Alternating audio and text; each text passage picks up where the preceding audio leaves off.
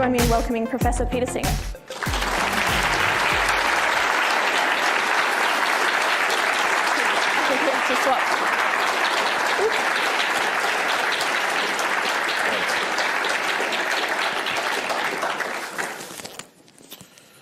Thank you very much, Vanessa, for that welcome introduction. Thank you all for that welcome. And thanks to everybody who's been involved in organising this conference, putting it together. I know it really takes a lot of work and a lot of effort to do these things. So congratulations on doing that. I also welcome the idea of what we're doing tonight, which is discussing various answers to the question, what is the most good you can do?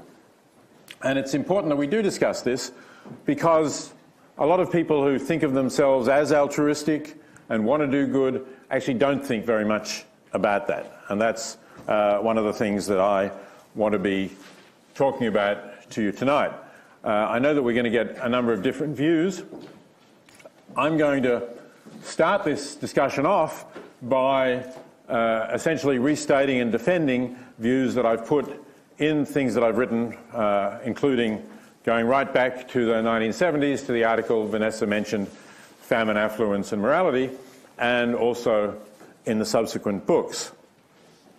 So I know that many of you already know quite a lot about effective altruism and have been involved in organisations that are doing that, but I think there are some other people in the audience who may not know so much about it, so let me start off by just saying a bit about that and reminding those of you who already know it that effective altruism is the idea, obviously a combination of two ideas.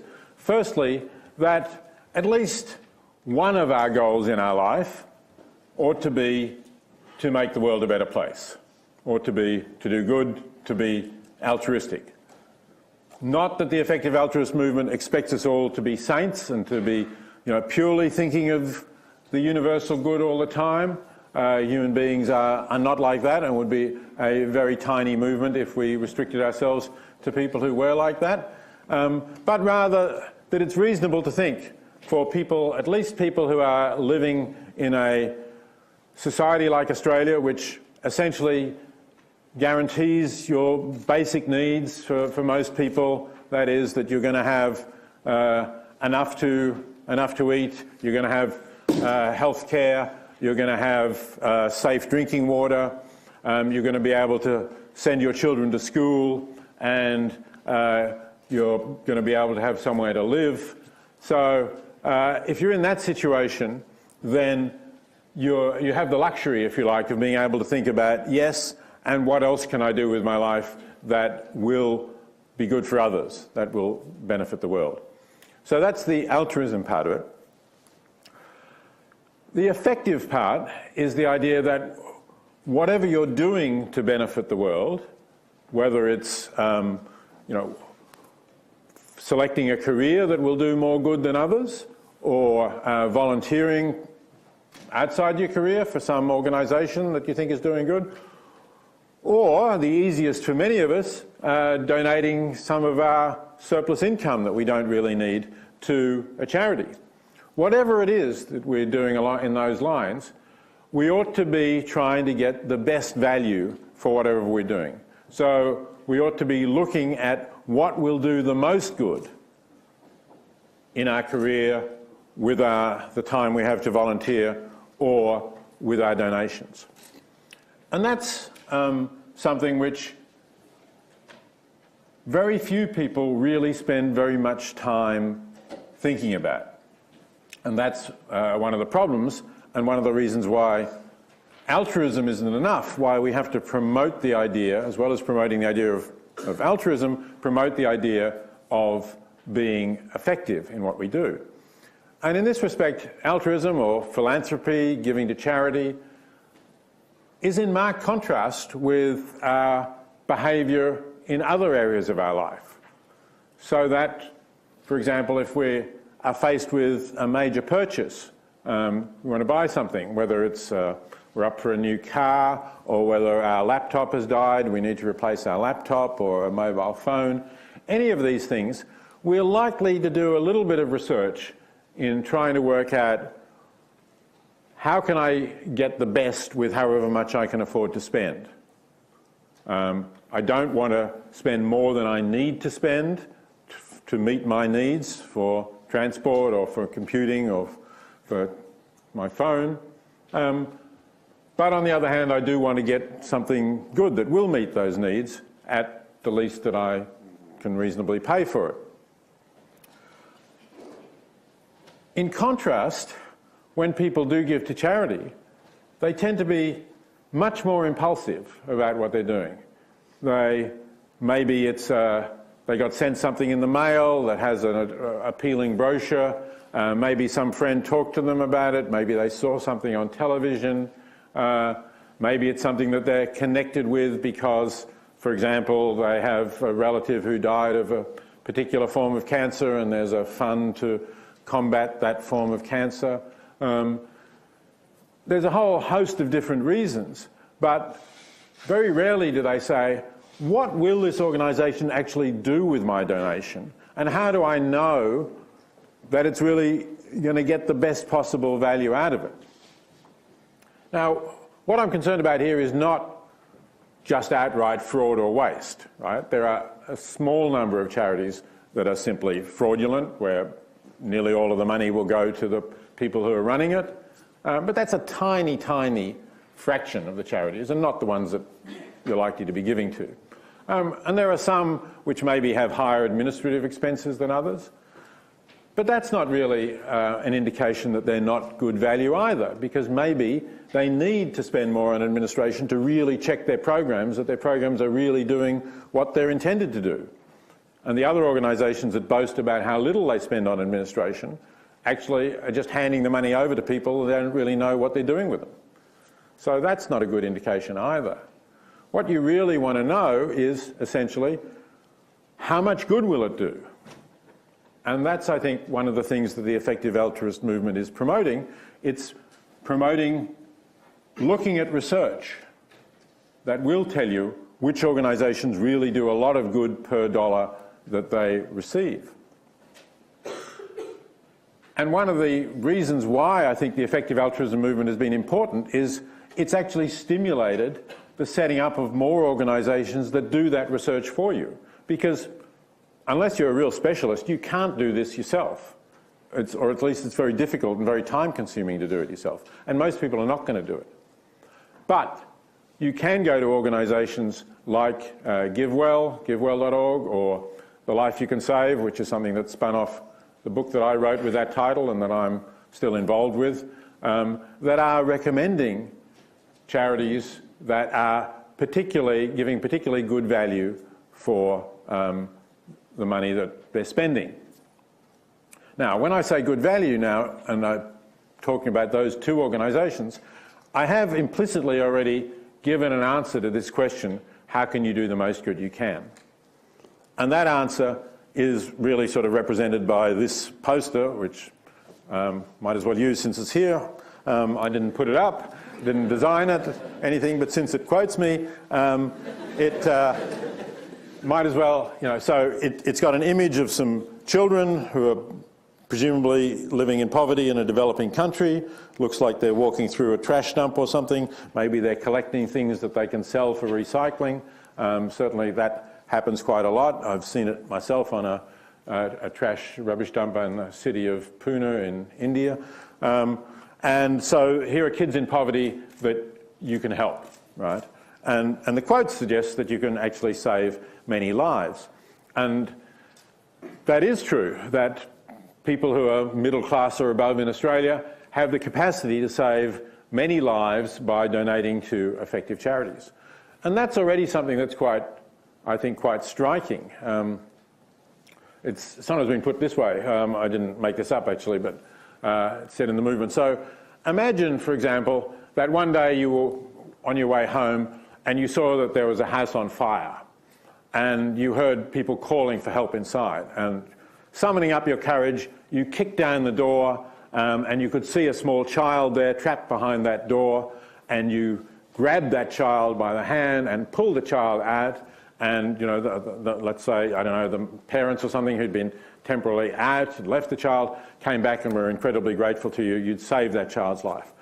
Well, that would be a big day in your life, I think, too, right? You would feel, I really did something important today. It was really a great day. I saved a life, okay? Now, that's a very dramatic way of saving a life. But one of the things that we learned through the effective altruism movement is that you can save, as I say, not just one life, but many lives.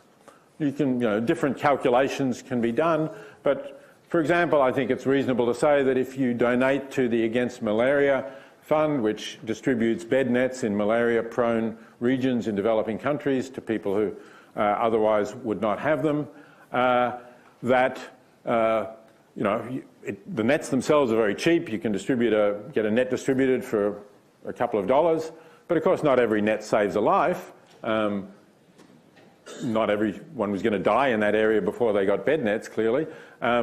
So you have to distribute quite a lot of nets. But GiveWell's assessment at one point was that for about $3,000 you could save a child's life that way. Well, that's really very inexpensive. That's something, that might be the cost of a vacation or something for an average middle-class Australian. It's something that you can probably afford to do not once but several times in your life.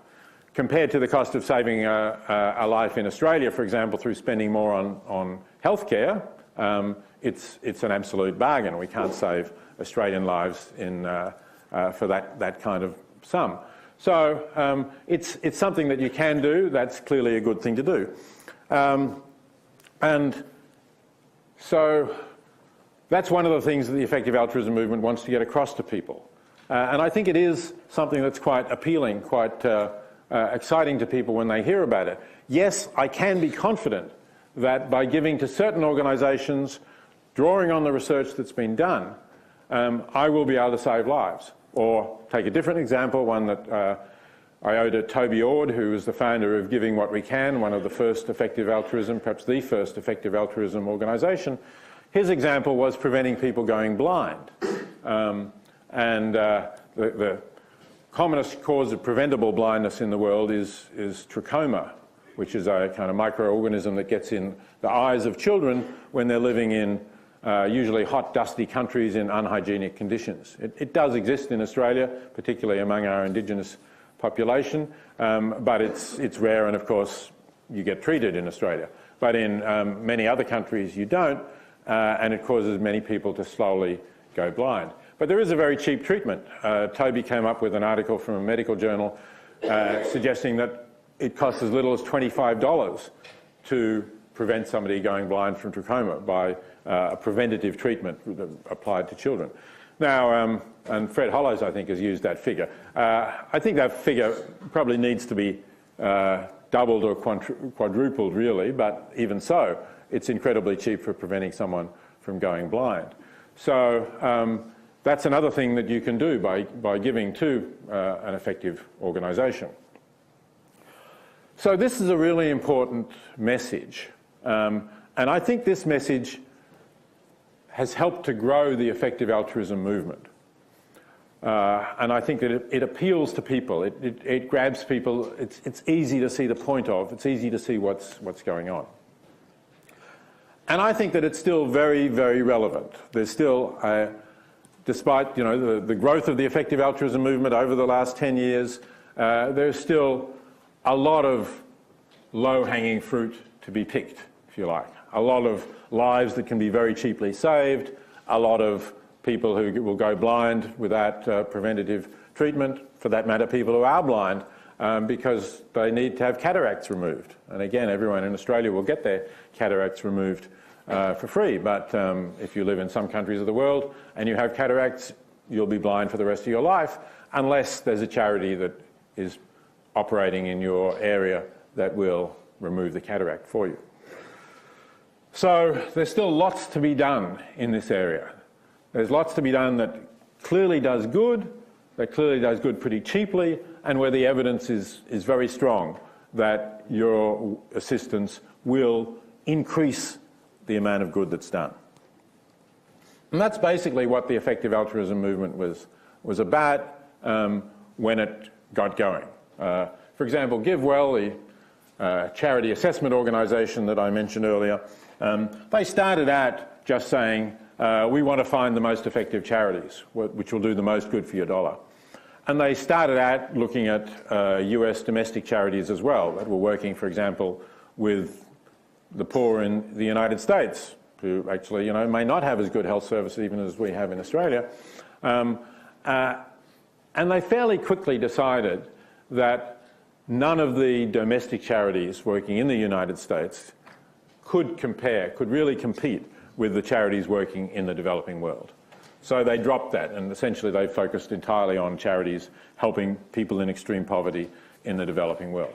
And it's pretty easy to see why that would be so, given that even in the United States, you have safe drinking water, you have the right to have your children educated for free, and despite the lack of universal health coverage, if you're seriously ill and you turn up at a hospital's emergency room, they have to treat you. They have to at least stabilise you so that you're not going to be in any danger when they release you. Plus the fact, of course, that the average family in poverty in the United States may be still earning $20,000 a year, not very much, but vastly more than the World Bank's extreme poverty line, which is about $2 a day. So that's why there's a lot to be done still in this area of helping people in poverty in developing countries. But more recently, the effective altruism movement has started to look at other kinds of issues. Some people got worried about what they call existential risk. That is, the idea that something could happen that causes our species to become extinct.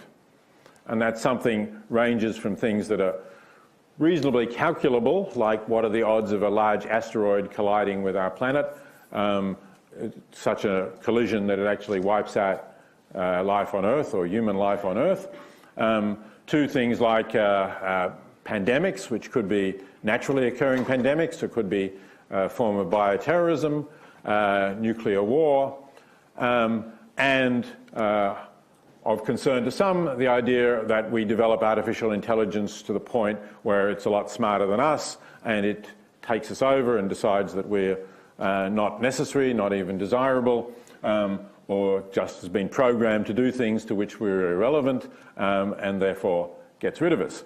So there are a number of people in the effective altruist movement who are interested in that issue, and there are a number of others who may not be particularly interested in that, but are interested in issues about the long-term future, the rather distant future, and ways in which we can make the distant future a better place.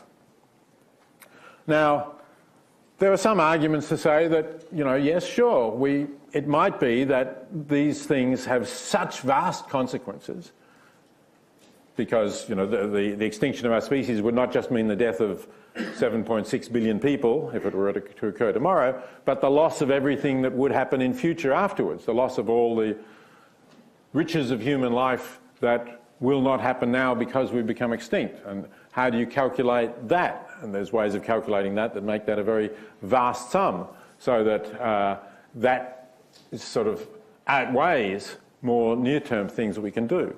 Now, I know we're going to have some discussion on this panel about that, and I don't want to really anticipate that. But the main point that I want to make is that, yeah, even if those arguments are good arguments, and it is important that we have people working on those issues, that's not a view, I think, on which you can build a broad effective altruism movement, because essentially that's a very specific kind of thing to be thinking about. It's hard enough, really, when you think about it, to get people to care about those children over there, because you're not seeing them in front of you, they're not your neighbours, they look rather different from many of us, it's a different kind of lifestyle. It's hard to actually see, for example, when you do donate to the Against Malaria Fund, you will never know which children have benefited. You'll never know which of the children who would have died had you not donated or would have even got malaria, of course, because that's a thing that you've prevented. So even that's already a stretch for many people who would rather donate to a sick child that they can see on television, an appeal calling for more donations to let's say a charity that's donating for leukemia, for something, children dying of some form of cancer. So the effective altruism movement already has to, in some sense, stretch people's empathy and concerns to look at children who you can't actually see which of the children. You can't be faced by a child who says, my life has been saved by this treatment. That's a stretch. But if that's a stretch, how much greater a stretch is it to say, well, there's a chance, maybe a very small chance, but still some finite chance that X event will cause our species to become extinct. And if that happens, then there'll be untold, not just billions, not just trillions, not just quintillions, but, you know, add many more zeros, number of people who will never even exist and never even be able to enjoy life. Right? Now, as a philosopher, I can see that I think that is actually a serious consideration. But I don't think very many people are going to be moved by that consideration to say, oh, yes, I want to join the movement to prevent that risk, to reduce that risk, which is already very small, to something even smaller. That's not the way most people think. So I think it's important for the effective altruism movement not to lose sight of this kind of issue, of where it's been coming from, partly because I do think it's a very important issue in itself, and partly because I think we want to grow the movement, we want to get more people involved. If some of them then go off and say, okay, now I've got involved in effective altruism, I do think it's important to try to prevent risks of extinction, that's fine. But I think for every one who does go off and do that, we'll get at least 99 who say, I want to work for people in extreme poverty, or maybe some of them will say, I want to work to reduce the suffering of animals, which is another sort of here and now cause that people can be more involved in and certainly is a part of reducing suffering and being altruistic.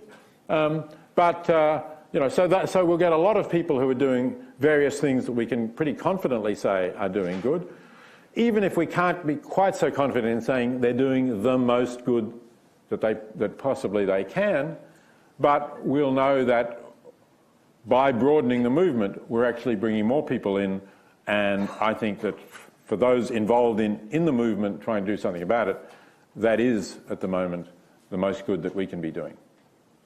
Thank you very much. I'll stop at that point, and I'm sure this discussion will continue.